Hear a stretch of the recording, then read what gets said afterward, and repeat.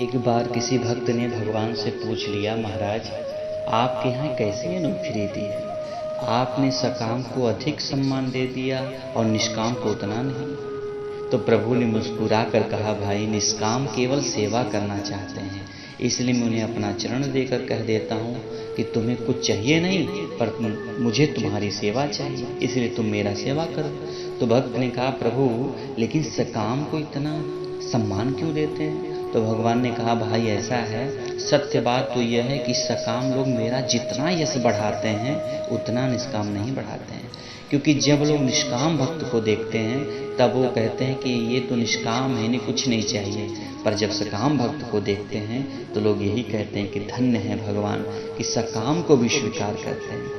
इस तरह सकाम भक्त तो मेरी महिमा को बढ़ाते हैं, इसलिए मैं अगर उनको सम्मान देता हूँ तो इसमें मेरी कोई उदारता नहीं है, क्योंकि वे भी तो मेरा सम्मान दिलाते हैं, मुझे सम्मान दिलाते हैं। इस प्रकार मानो विनोद भरी शैली में प्रभु इस पक्ष को स्वीकार करते हैं। और सुंदर कांड में भी यही विलक्षणता है, जिसके कारण यह कांड जन जन प्रिय है। मेरे प्यारे, प्रत्येक व्यक्ति को लगता है कि इस कांड के द्वारा हमारी मनोकामनाएं पूर्ण हो सकती हैं, क्योंकि सुंदर कांड के द्वारा कामनाओं की पूर्ति होती है। यह मान्यता बहुत प्रचलित है और इसी मान्यता के मूल में सबसे बड़े महत्व की बात यह है कि इस कांड के मुख्य देवता श्री हनुमान जी तथा जनक नंदिनी श्री सीता जी हैं।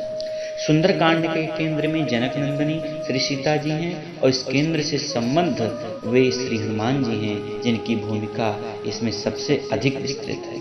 वस्तुतः सत्य तो यह है कि हनुमान जी की भूमिका में जितनी विविधताएं तथा विलक्षणताएं विद्यमान हैं उतनी शायद किसी एक व्यक्ति में दिखाई दे। समाज में बहुधा देखा जाता है कि जो व्यक्ति निष्काम होता है वह सकाम व्यक्ति को हीन दृष्टि से देखता है, लेकिन श्री हनुमान जी महाराज इसके अपवाद हैं।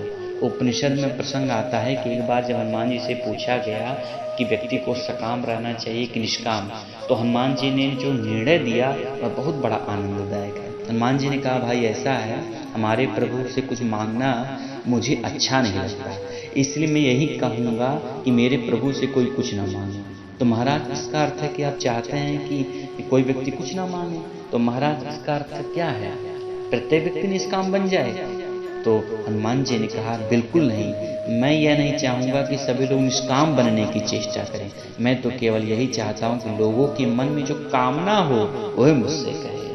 इसलिए आज हनुमानगढ़ी में बैठ करके हनुमान जी महाराज मन कामेश्वर बन करके सभी मनोकामनाएं पूर्ण करते हैं।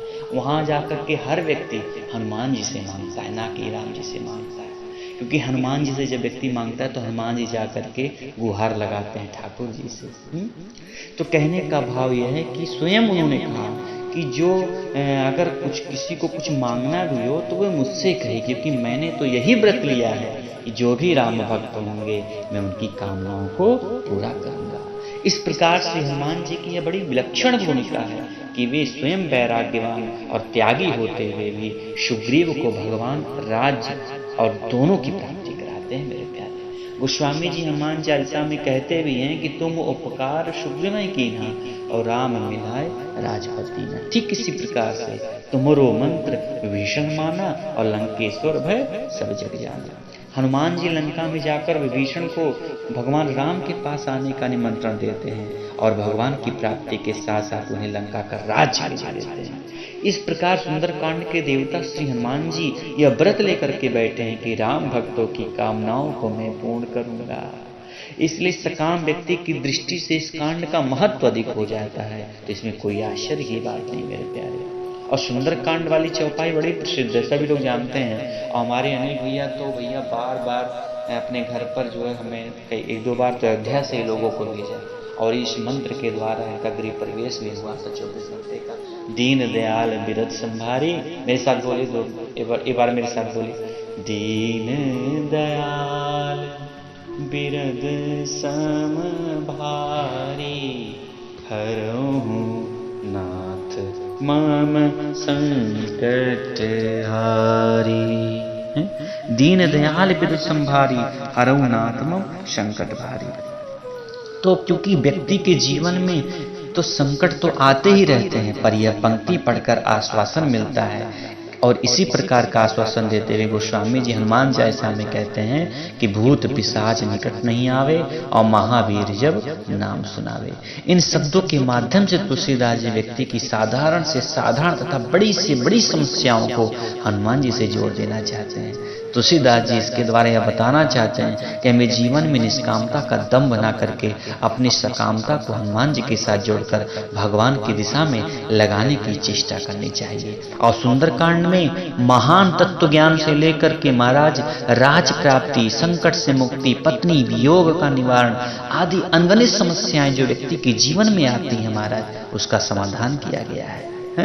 तो भगवान राम ने सुग्रीव को न तो कभी निष्काम बनाने की चेष्टा की और ना ही वे सुग्रीव की निष्कामता की बात सुनकर प्रभावित होते हैं, बल्कि भगवान राम तो ऐसी स्थिति उत्पन्न कर देते हैं जिससे सुग्रीव को अपनी अवस्थिति का सही सही ज्ञान हो जाए और तब वह केवल सुनी सुनाई ऊंची बात ना करके अपनी सही स्थान से साधना करने बैठ जाए। जिस प्रकार से मैंने कहा ना, का माने जल भी होता है और का माने ब्रह्म भी होता है और का माने क्या होता है, बोले थे ना भैया, का माने कमल भी होता है।